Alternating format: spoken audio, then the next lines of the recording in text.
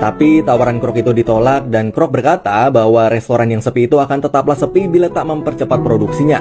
Krok pun keluar dengan membawa mesin itu ke mobilnya. Krok lalu memesan makanan sambil menunggu di mobilnya. Dan Krok pun kesal karena lama banget nih guys makanannya. Karena pesenannya itu udah 20 menit nggak jadi-jadi. Akhirnya Krok pun pergi ke restoran lain dan sama, tawaran mesin fast foodnya itu juga ditolak. Lalu lagi-lagi Krok mesen makanan di restoran di deket situ dan lagi-lagi pesenannya lama banget datangnya. Dan pas udah datang ternyata salah pesenan. Krok yang mesen barbecue malah dikasih menu lain. Krok pun kecewa dan langsung pergi. Singkat cerita, di sebuah hotel tempat Krok menginap, Krok memutar kaset tentang motivasi yang mungkin dia udah dengerin setiap hari. Dan di malam itu dia dengerin lagi sambil terus merenung. Suara dari kaset itu mengatakan bahwa orang yang gigih akan mengalahkan orang yang berbakat, mengalahkan orang yang berpendidikan, dan bahkan mengalahkan orang jenius sekalipun. Rumusnya adalah, bila kita mengubah pikiran kita, maka hidup kita juga akan berubah. Sambil tertidur, Krok pun terus merenungkan kalimat itu. Singkat cerita, pagi harinya kembali seperti hari-hari sebelumnya, di mana Krok menawarkan mesin fast foodnya itu, tapi ditolak lagi. Lalu Krok menelpon ke kantornya dan menanyakan soal list-list restoran baru untuk dia kunjungin. Dan si resepsionis itu mengatakan bahwa ada sebuah restoran yang memesan 6 mesin mixer sekaligus nih guys. Krok pun langsung kaget karena selama ini dia ngejual satu aja susah banget. Tapi ini kok ada restoran yang sampai mesen 6 mesin sekaligus. Krok pun minta nomor telepon restoran itu dan kemudian dia nelpon restoran itu dan... Halo, McDonald's. Krok lalu minta disambungin ke pemilik restoran itu. Tapi kata si penerima telepon itu, pemilik restorannya ada 2 orang yang bernama Mac dan Dick. Akhirnya Krok pun bicara sama Dick, tapi Dick kelihatannya lagi sibuk banget karena lagi banjir pesanan banyak banget. Nah, Krok pun konfirmasi bahwa apa bener McDonald pesen 6 mesin, tapi Dick bilang salah. McDonald justru pesen 8 mesin nih guys. Krok pun kaget lalu minta alamatnya. Lalu pas Krok lihat di peta, alamat tuh McDonald ternyata jauh banget di California. Mungkin kayak dari Jakarta ke Surabaya. Lalu dia pun langsung bergegas pergi ke sana buat nganterin mesinnya. Dan selama di perjalanan, dia nggak bisa nahan rasa senengnya karena itu jadi penjualan yang besar banget buat dia. Karena unik banget dan berbeda dengan restoran-restoran yang ada selama ini. Tapi Krok masih nggak tahu nih guys, gimana cara makan tanpa piring dan sendok. Maka dia pun merhatiin orang-orang di sana dan ngikutin cara makannya. Gak lama datanglah seorang tukang sapu yang lagi bersih-bersih sampah di halaman depan restoran itu. Dan nyapa Krok dan nanya gimana rasa burgernya. Krok pun bilang bahwa itu adalah burger terenak yang selama ini pernah dia makan. Tapi pas dipantengin, ternyata tukang sapu itu adalah pemilik dari McDonald itu nih guys, yang bernama Mac. Kalau tadi yang nerima telepon adalah Dick, ini saudaranya yaitu si Mac. Jadi ada 2 orang ya guys. Nah lalu mereka pun kenalan dan si Mac ini ngajak si Krok buat keliling ke dalam restorannya. Krok pun keliling ke restoran itu dan ngelihat seluruh kondisi di dalam restoran itu.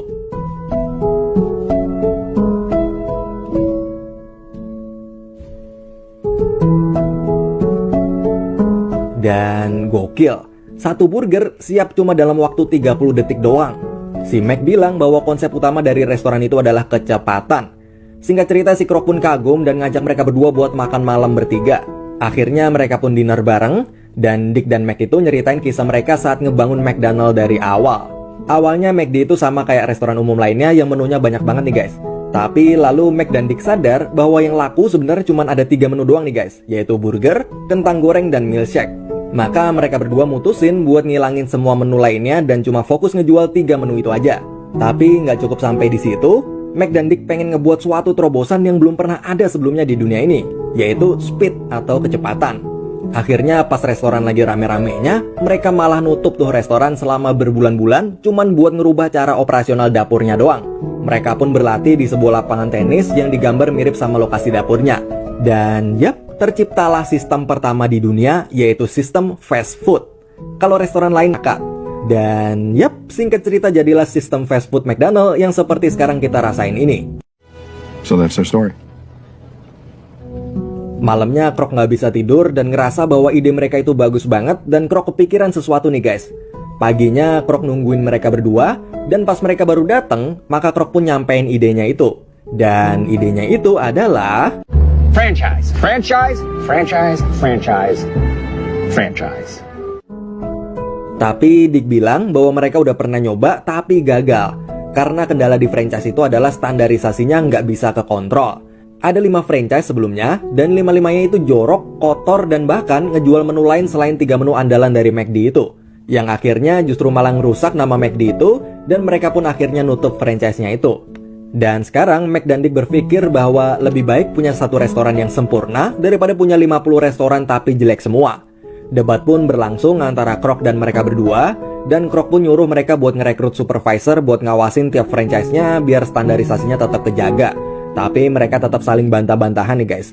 Yang saya seneng dari si Mac sama Dick ini, walaupun mereka berdua sukses dan si Kroc bukan siapa-siapa, tapi mereka masih tetap open mind nih guys, dan mau nerima ide-ide baru dari orang lain.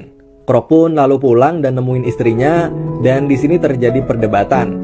Bisa dibilang keuangan Kroc saat itu udah cukup buat pensiun, dan istrinya nyuruh pensiun, dan udah waktunya buat nikmatin hasil jeripayahnya selama ini.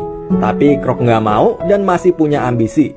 Istrinya pun bilang bahwa When's enough gonna be enough for you? Probably never.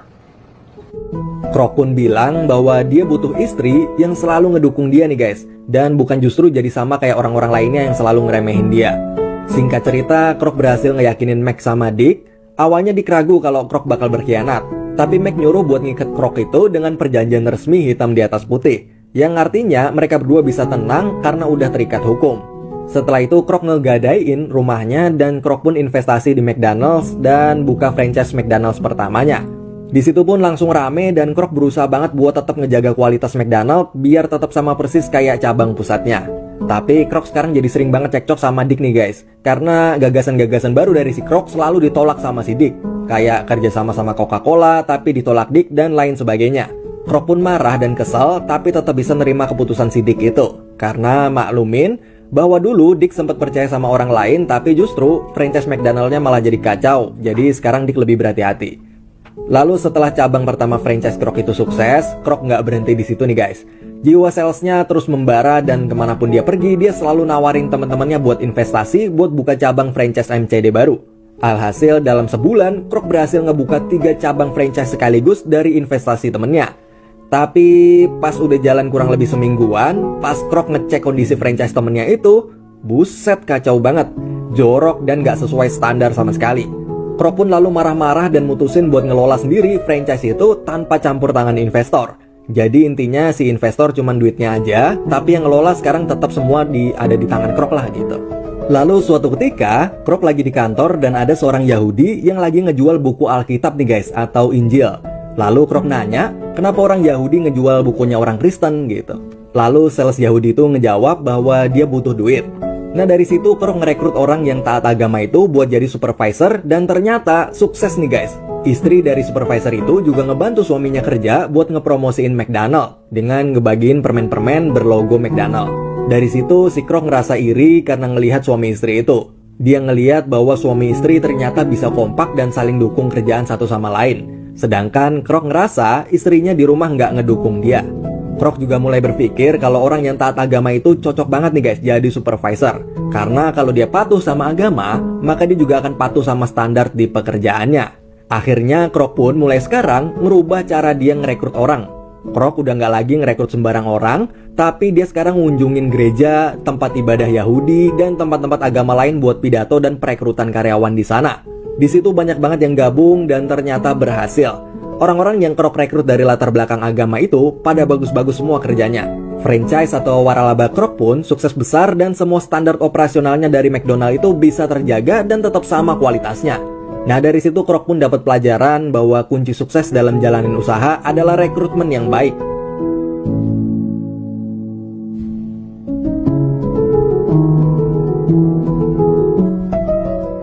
Dan yap, sampailah di saat Kroc lagi nawarin bisnis franchise-nya itu pada seorang pemilik restoran juga. Kemudian dia bertemu seorang perempuan cantik, perempuan yang pandai main piano, dan yang terpenting perempuan itu juga punya ambisi yang sama si Kroc. Tapi dia adalah istri calon investornya itu. Dan di malam itu Kroc pun jatuh cinta pada pandangan pertama dengan wanita itu. Dan singkat cerita, Kroc lagi ngalamin masalah operasional franchise-nya nih guys. Dia kehabisan dana. Dan setelah diteliti ternyata biaya operasionalnya gede banget daripada persentase keuntungan yang dia dapetin. Akhirnya Kroc pun nelpon si Dick dan minta negosiasi ulang buat naikin keuntungannya si Kroc itu dari cuma 1,4% jadi 4%. Tapi ditolak sama Dick. Karena Mac dan Dick sendiri aja cuma dapat 0,5%, sedangkan si Kroc itu 1,4%. Mac dan Dick ngerasa bahwa Kroc udah dapat gede banget, yaitu udah dapetin 3 kali lipatnya lah dari yang Mac dan Dick dapetin. Krok pun mulai frustasi karena pinjamannya di bank udah nunggak 3 bulan nggak bayar nih guys. Jadi intinya di situasi kayak gini, si Krok itu emang sukses bisnis franchise-nya. Punya 3-5 cabang McDonald dan semuanya rame dan semuanya standarnya tetap kejaga. Omsetnya pun tinggi, cuman ternyata pas diteliti pengeluarannya pun juga tinggi. Jadi bisa dibilang bisnisnya ini nggak sehat. Dan saat Krok lagi puyang itu, maka datanglah seorang konsultan yang nawarin ke Krok sebuah perombakan bisnis. Konsultan itu lalu ngejelasin bahwa McDonald's bukanlah bisnis restoran, tapi bisnis properti nih guys. Jadi nantinya orang yang mau buka franchise McDonald's bakal bayar uang sewa tanah dan bangunan awalnya ke si Krok. Maka dengan begitu, Krok pun bakal dapat uang seger di muka, dan tiap tahun pun Krok bakalan dapat terus duit sewa tanah dan bangunannya juga. Jadi diubah nih guys konsepnya. Sebelumnya investor yang mau buka McDonald, maka mereka bakalan cari tanah sendiri atau bahkan buka McDonald di tanah mereka sendiri. Tapi sekarang udah nggak perlu lagi, Krok udah nyiapin tanahnya, jadi investor tinggal ngasih duit aja buat ngebangun McDonald-nya dan buat bayar uang sewa tanah itu ke si Krok.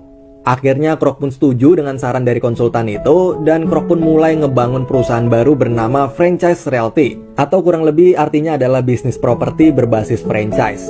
Kan ada bisnis properti yang konsepnya perumahan, ada properti apartemen, properti kantor, dan lain-lain ya guys. Nah kalau si Krok ini konsepnya franchise restoran. Gokil nggak tuh? Nah bisnis barunya itu pun sukses banget, dan puncaknya Krok ngebeli tanah tempat restoran McDonald pertama berdiri, yaitu tanah yang disewa si Mac dan Dick. Akhirnya si Mac dan Dick ini bisa dibilang udah nggak punya kekuasaan penuh lagi atas kepemilikan McDonald's pertamanya itu. Dan akhirnya Krok pun bebas buat ngerubah standar McDonald dari yang aslinya sesuai kemauan dia. Dia jadi bebas kerja sama Coca-Cola, dia pun bisa nyiptain menu-menu baru, dan yang lain sebagainya. Dan akhirnya karena biaya kos atau pengeluaran dari chiller atau ruangan pendingin untuk nyimpen susu sapi asli kosnya terlalu tinggi, maka Krok pun berubah dari susu sapi asli yang sehat jadi susu bubuk. Dan sekarang McDonald udah nggak perlu lagi pakai mesin pendingin atau chiller itu, dan karena biaya listrik udah berkurang, maka keuntungan bisa lebih gede.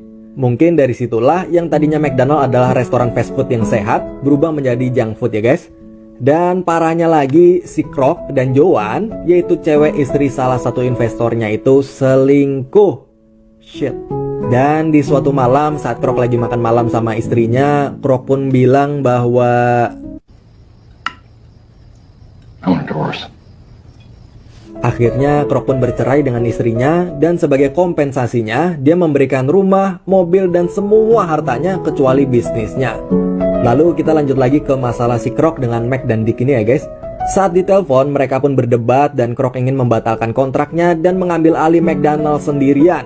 Mendengar itu Mac pun langsung marah dan kecewa berat nih guys, karena udah percaya banget sama si Krok tapi si Krok malah berkhianat. Mac mau nuntut jalur hukum ke Krok, tapi si Krok itu bilang bahwa dialah yang akan menang gitu. Krok bilang bahwa I'm national. You're fucking local. karena si Mac terlalu marah, maka Mac pun diabetesnya kambuh lalu kolaps dan pingsan. Dan saat di rumah sakit, Mac dan Dick sedang ngisi TTS, tiba-tiba datanglah Krok yang ngejenguk dan bawa bunga. Tapi di bunga itu ada sebuah amplop. Krok pun ngasih amplop itu ke Mac dan Dick. Lalu mereka berdua ngebuka amplop itu dan ngeliat bahwa isinya adalah cek kosong. Krok berencana ngebayar berapapun yang mereka berdua mau buat nyerahin McDonald's itu ke dia. Dan Krok pun lalu pergi. Singkat cerita, Mac dan Dick akhirnya setuju buat nyerahin McDonald's karena ngerasa udah nggak mungkin lagi bisa menang ngelawan Krok, karena perusahaannya si Krok itu udah kayak raksasa, sedangkan Mac dan Dick cuma restoran yang lokasinya ada di kampung. Mac dan Dick itu akhirnya nyerah dan nyerahin McDonald yang udah mereka rintis dari awal itu dengan syarat biaya 2,7 juta US dollar dan bakalan dapat 1% dari keuntungan McDonald seumur hidup. Dan setelah semua setuju dan tanda tangan, lalu Krok dan Dick ketemu di toilet nih guys. Dan saat itu mereka berdua ngobrol, dan lalu Krok ngejelasin bahwa kekuatan sebenarnya McDonald itu bukanlah dari sistem ataupun hal lainnya nih guys. Jadi bukan sistem speed sistemnya, bukan apa rasa dari menunya juga bukan, tapi kekuatannya itu ada di namanya. Yap, nama McDonald sangatlah kuat. Dari awal bisa aja Krok mengcopy sistem fast foodnya McDonald dan buka restoran sendiri. Tapi dia mikir bahwa nggak akan ada orang yang mau makan di restoran yang bernama Krok. Tapi restoran bernama McDonald itu punya aura yang benar-benar kuat, lain daripada yang lain. Nggak perlu nama burger ini burger itu, tapi cukup dengan nama McDonald aja, maka semua orang bakalan tahu bahwa itu adalah tanda kejayaan Amerika. Siddiq pun lalu berkata bahwa dulu di hari saat pertama kali Mac dan Dick ngajak Kroc masuk ke McDonald buat keliling ke dalam, itu adalah hari penyesalan mereka berdua. Mereka nggak nyangka bahwa Kroc bakal nyuri McDonald dari tangan mereka sendiri. Dan di akhir film diperlihatkan bahwa Kroc dan Joan sudah menikah dan hidup bersama. Dan Mac dan Dick bersaudara kini diusir dari nama McDonald's yang mereka bangun sendiri. It'll be alright. Based on true story atau berdasarkan kisah nyata dari pendiri McDonald's atau McDonald, ya itulah. Nah, kita semua tahu bahwa saat ini MCD atau McD ini sudah mendunia banget ya guys, dan hampir ada di setiap perempatan jalan raya di seluruh dunia. Kita kepleset aja tiba-tiba udah nyampe McD. Nah, di awal sebelum saya nonton, saya kira bahwa kisahnya bakalan inspiratif banget dan mengharukan nih guys. Tapi ternyata